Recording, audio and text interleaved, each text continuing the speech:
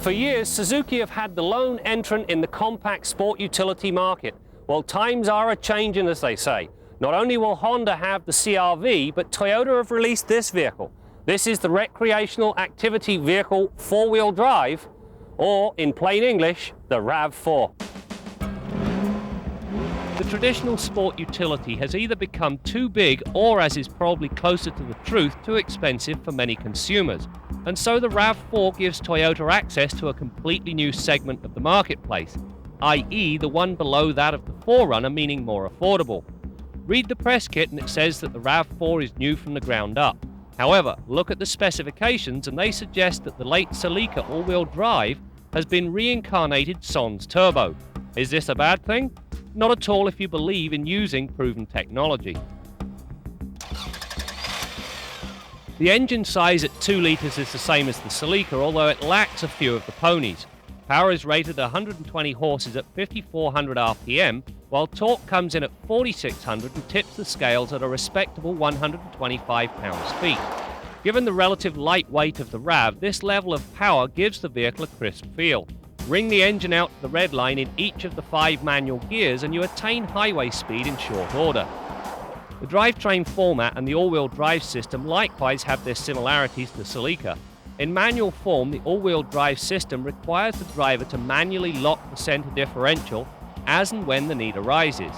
This is the only advantage the Slush-O-Matic enjoys over its manual sibling, and that is that the center differential is automatically locked when it needs to be.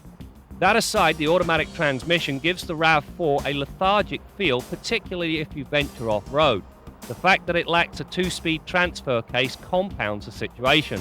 So as I'm apt to say a lot, stick with the stick. The gearbox is user-friendly, the throws are short, the gate well-defined, and the clutch light and progressive.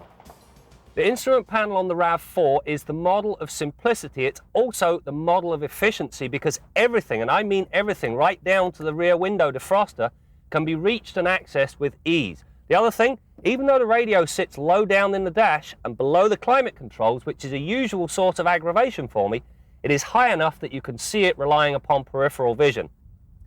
Usually compact cars mean compromised rear seat room. Well, that's not the case for the Rav4. With the chair set for me, there's an abundance of knee room, there's plenty of room underneath the seat, so you've got toe room, and as for headroom, well, there's acres. And given the external dimensions, the trunk is actually quite roomy, and when you factor in the 60-40 split folding rear seats, you have the required versatility. The suspension features McPherson struts, coil springs and a sway bar up front, while the rear utilizes a fully independent double wishbone design with trailing arms. The ride comfort is surprisingly good for a small vehicle.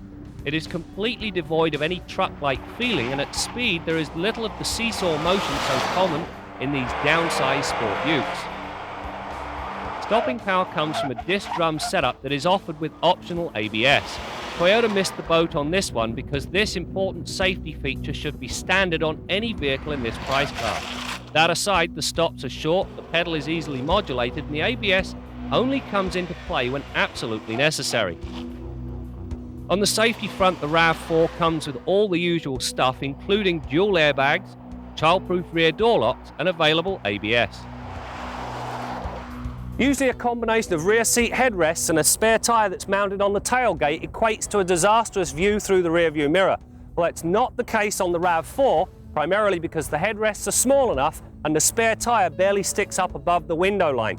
Well, that's it for yet another test drive. You know, the Rav4 is going to sell very well. Maybe not for what it is, but certainly because of who makes it. One thing is very sure and very clear. It's going to give the Suzuki one heck of a sidekick.